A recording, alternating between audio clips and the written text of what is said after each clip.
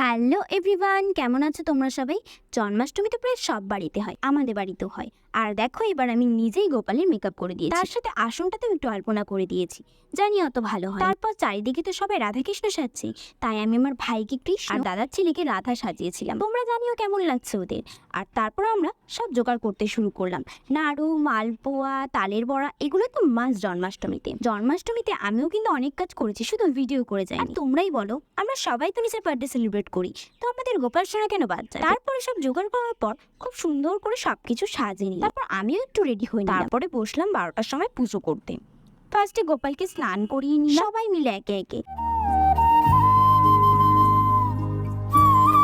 তারপর সুন্দর করে নতুন জামা গয়না পরিয়ে সাজিয়ে নিলাম।